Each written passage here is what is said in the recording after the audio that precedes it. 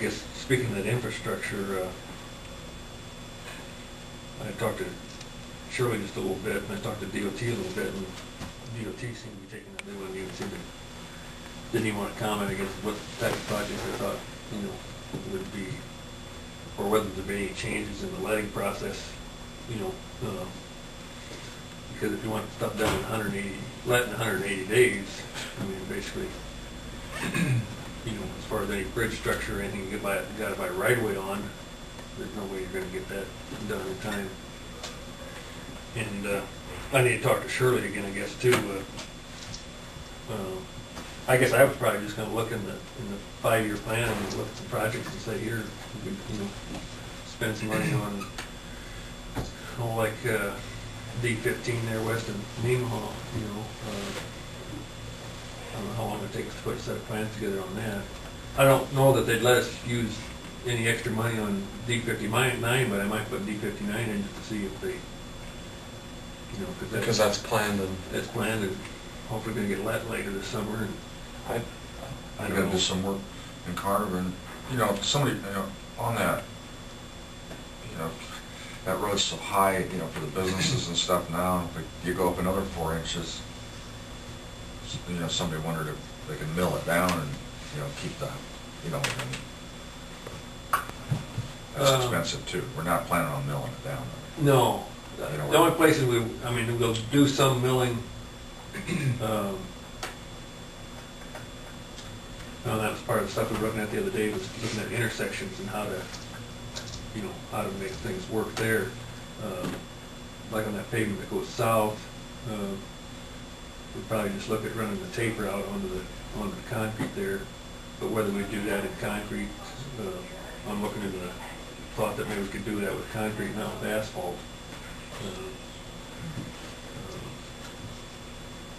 it's not, when you try to taper with either one of those, it doesn't stay.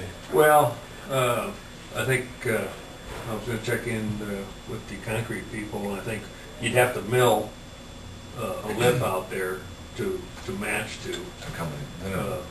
And I think if you mill and roughen the whole thing, I think you'll get what you call bonded, and it'll actually stick right to the layers underneath. Lay it on top, you dig down. Because there's an asphalt taper in there now that comes up onto the existing asphalt. My thought was, how big a deal is it just to do the milling through there? I mean, how expensive is it? I mean, it's not that far, and well, like from the railroad to the church, it's probably 200 yards.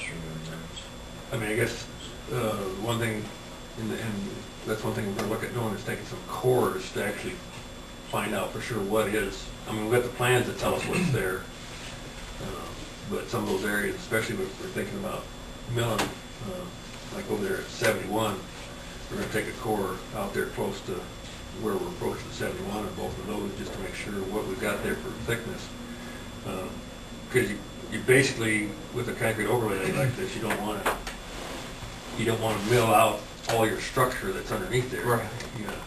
So you got to be careful about how much you take off. If you, you're talking about a 4-inch overlay. If you start out from scratch, how deep do you pour concrete? Nowadays, on a road today, I would, depending on the truck traffic you're going to have on it, but probably 8 inches. So double the cost. You tore out everything, for 400 or 300 yards. well, depending upon how much is there. I mean, how many times has it been covered, or Well, Probably once in the 60s.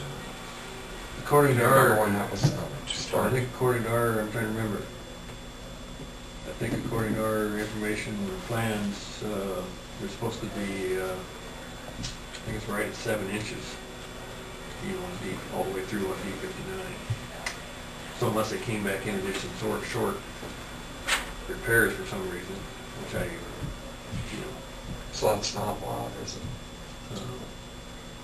And typically, what the other counties that have done this kind of work do is when they're tying into like where we tie in over at 71, we'll probably look at milling everything out there down to 8 inches where we come up to probably like the stop signs. And we'll take that out for like maybe 50, 100 feet to get tied back. Well, and that's, you know, you get and you see some of those places where it's been overlaid so many times that it, I mean, Yeah. that's no good. Yeah, like N28 south of it, that's really, Which spot? you know, coming to that paved road that cuts east by the Lutheran Church. Oh, yeah. That's one of That the was worst really ones. bad. Yeah, you can almost drag, if you got a low, non-egg hopper on a grain trailer, you can almost drag on that thing. Well, That's one of the worst That is, ones. that is a bad. Yeah. And That's we an did, example of, they did take it back out quite a bit further this last time. Before that, it was worse than it is now. It's still not real. That does go up quite low. But anyway, I'll get ahold of Shirley, because I know they wanted to do that stuff, you know, yet this week.